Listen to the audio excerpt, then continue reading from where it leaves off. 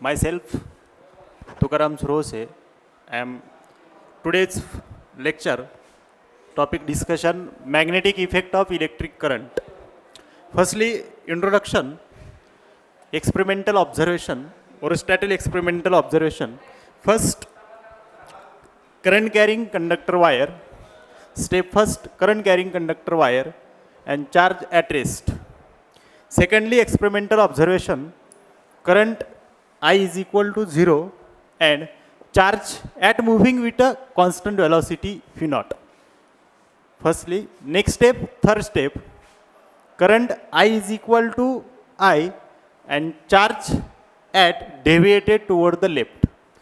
Firstly, Aristotle experimental एक ओरिस्टॅटल एक्सपेरिमेंटलमध्ये ऑब्झर्वेशनमध्ये एक सायंटिस्टनी एक एक्सपेरिमेंटल ऑब्झर्वेशन केलं आणि त्यामध्ये फर्स्टला एक करंट कॅरिंग वायर घेतली आणि त्याच्या शेजारी एक डी डिस्टन्सवरती आर डिस्टन्सवरती एक चार्ज ठेवला क्यू नॉट चार्ज ठेवला एक रेस्टवरती current carrying wire conductor and charge at rest. Firstly next स्टेपमध्ये एक करंट कॅरिंग वायरमधला current 0 and charge at moving with a constant velocity V naught. एका करंट कॅरिंग वायरपासून एका आर डिस्टन्सवरती किंवा डी डिस्टन्सवरती एक चार्ज घेतला आणि चार्जला एका कॉन्स्टंट व्हेलॉसिटीनी मूव्ह केलं.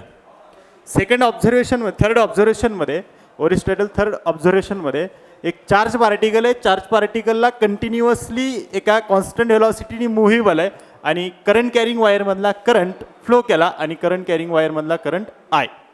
नेक्स्टला करंट कॅरिंग वायर कंडक्टर एक करंट आय करंट हा अपवर डायरेक्शनला आणि charge at deviated toward the left. Charge particle हा सरळ रेषेमध्ये किंवा अपवर डायरेक्शनला स्ट्रेट लाईनमध्ये न जाता चार्ज पार्टिकल हा डेव्हिएटेड झाला आणि तो गेला लेफ्ट डायरेक्शनला. नेक्स्टला सेकंड फोर्थ स्टेपमध्ये एक चार्ज पार्टिकलला परत ऑब्झर्वेशनमध्ये नेक्स्टला करंटची डायरेक्शन चेंज झाली आणि current I is equal to current carrying वायरमधला current I is equal to I आणि डाऊनवर डायरेक्शनला. तो charge Q naught constant charge at movable किंवा charge with a constant velocity and charge is deviated toward the right direction.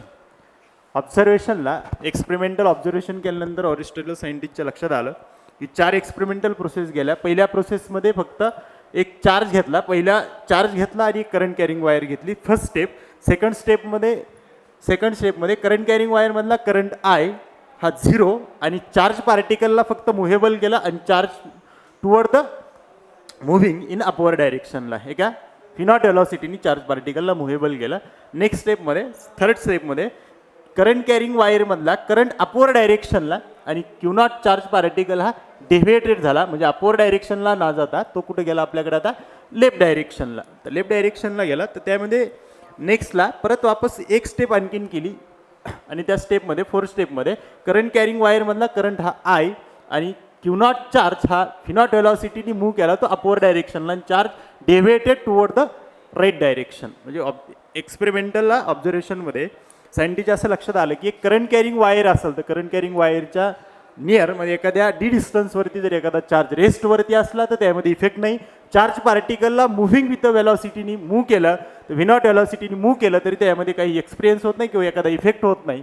पण ज्यावेळेस आपण current charge पार्टिकलला move करतो विथ अ कॉन्स्टंट व्हेलॉसिटी फी आणि ज्यावेळेस करंट कॅरिंग वायरमधला करंट आय फ्लो केला तर चार्ज पार्टिकलवरती कुठला तरी एखादा इफेक्ट आहे आणि तो इफेक्टमध्ये जो फोर्स अप्लाइड आहे तो फोर्स इफेक्ट आहे तो इफेक्ट कुठल्या डायरेक्शनला आपण मानला left डायरेक्शनला.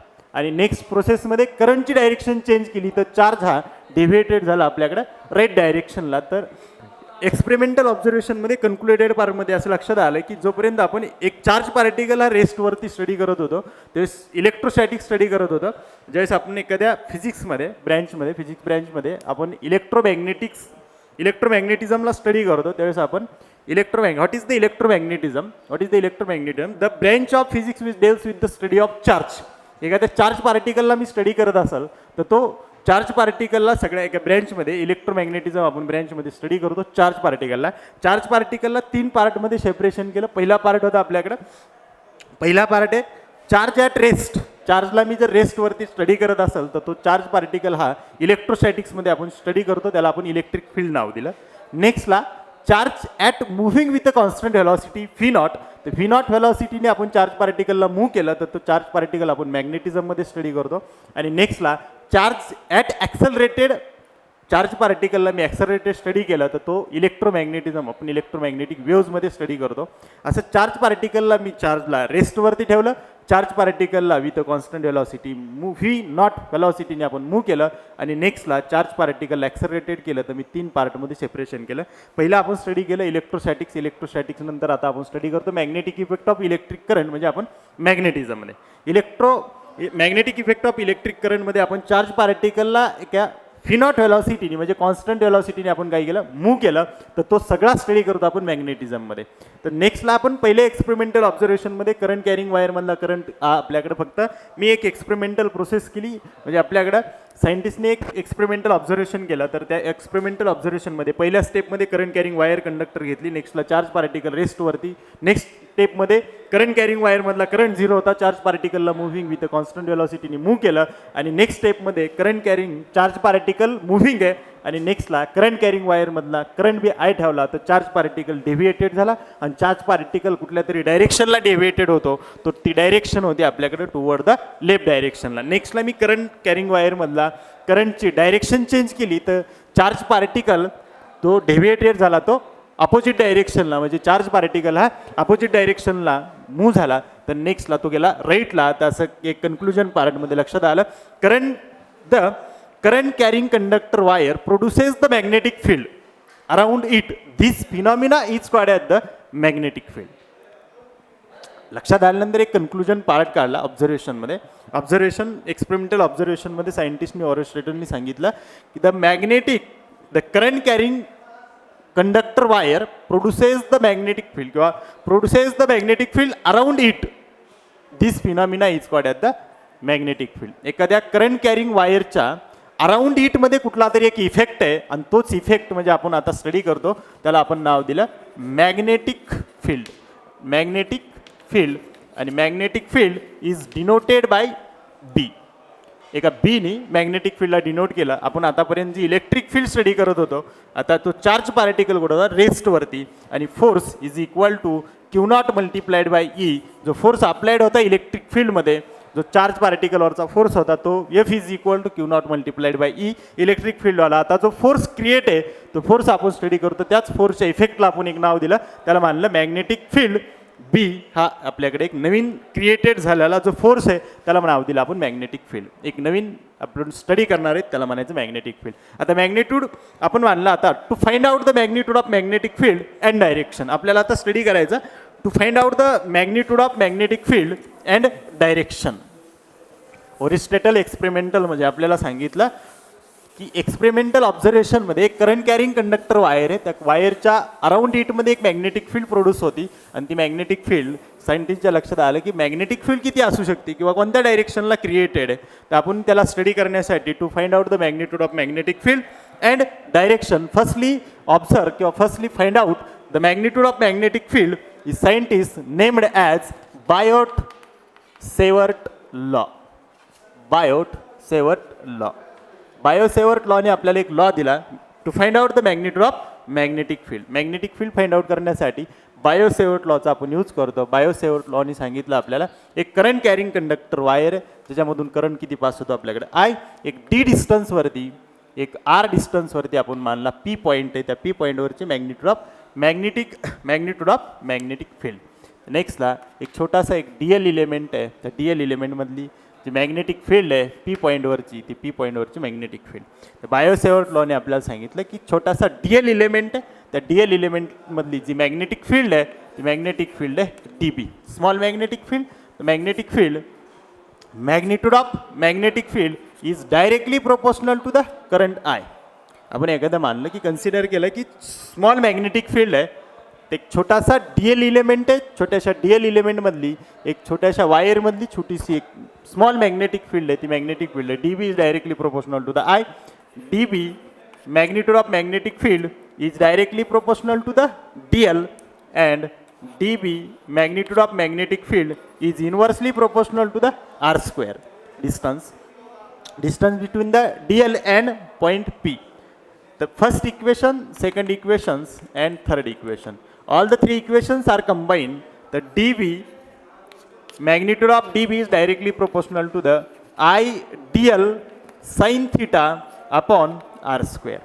Total dV is directly proportional to the ideal sin theta upon r square. Vector quantity मी त्याला मल्टिप्लाय करतो स्केलर क्वांटिटीला युनिट व्हेक्टरनी, युनिट व्हेक्टरनी multiplied by r and divided by r. The dV is directly proportional to the I dl multiplied by r vector divided by r square, the r cube divided by r vector. Take directly proportional to the sign cancel out, and equality, the dB, magnitude of dB is equal to mu naught upon 4 pi I dl cross r vector upon r cube. The next law, the magnitude of magnetic field is equal to mu naught upon 4 pi I dl sin theta upon r square. The dl cross r, therefore a cross b is equal to ab sin theta and a dot b is equal to ab cos theta. Firstly, find out the magnitude of magnetic field by Biot-Savart law. The magnitude of magnetic field mu naught upon 4 pi ideal sin theta upon r square. Mu naught is equal to, therefore mu naught is equal to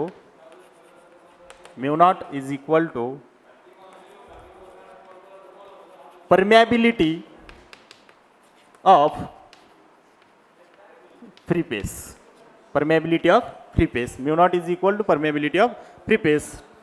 Mu naught is equal to 4 pi into 10 to the power minus 7. तर firstly आपण आता आपण magnitude of magnetic field find out केली, तर त्या magnitude of magnetic फील्डची जी unit आहे ते unit of magnetic field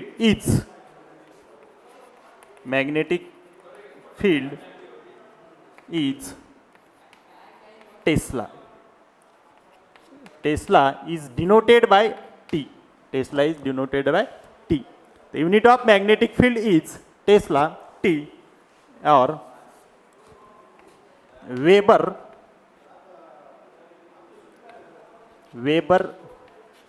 per meter square. The unit of magnetic field Tesla or Weber per meter square.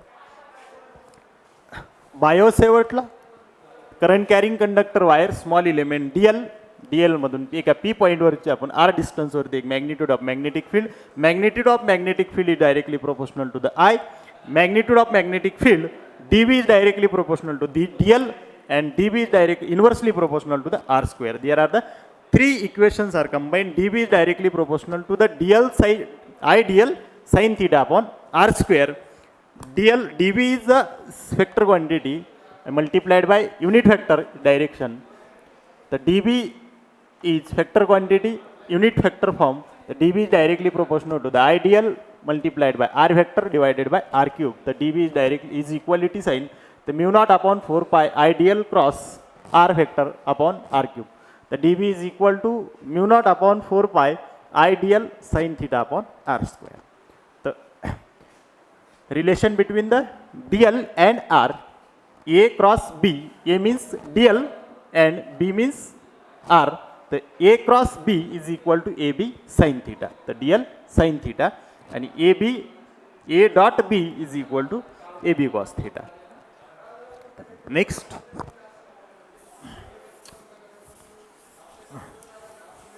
होती आपल्याकडे magnitude of magnetic field due to the current carrying conductor wire. dB is equal to mu naught upon 4 pi epsilon naught ideal sin theta upon r square. To find out the magnitude, find out the direction of magnetic field. The dB magnitude of magnetic field is equal to mu naught upon 4 pi I dl cross r vector divided by r cube. Current carrying conductor wire, current I, r distance p point. That छोटा सा dl element, dl cross r DL cross DL cross R. DL means R. DL cross R. DL cross R. The magnetic field P point is inward direction. Direction of the magnetic field in inward direction. To find out the direction of magnetic field is study right hand thumb rule. Next, direction of magnitude of magnetic field.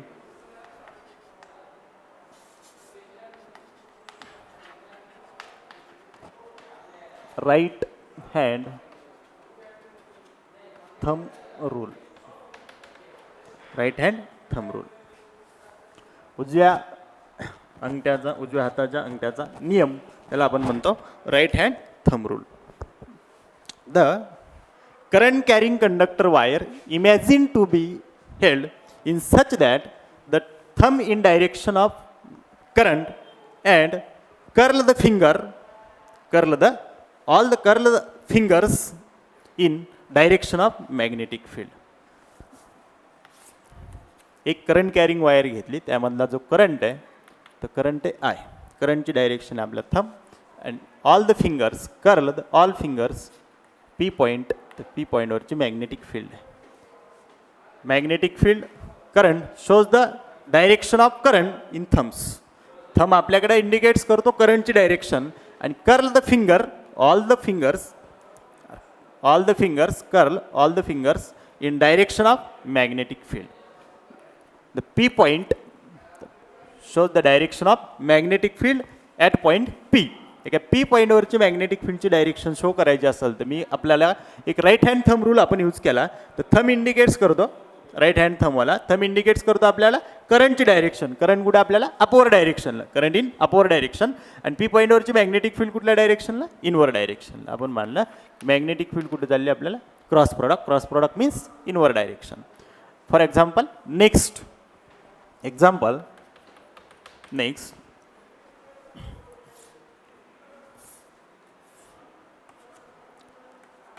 Wire conductor I, P point, distance R. Find out the direction of magnetic field at point P. Next line, current in right direction and magnetic field is outward direction. Magnetic field kuda आपल्याला outward direction ला dot product means magnitude of magnetic field direction in outward direction. Next,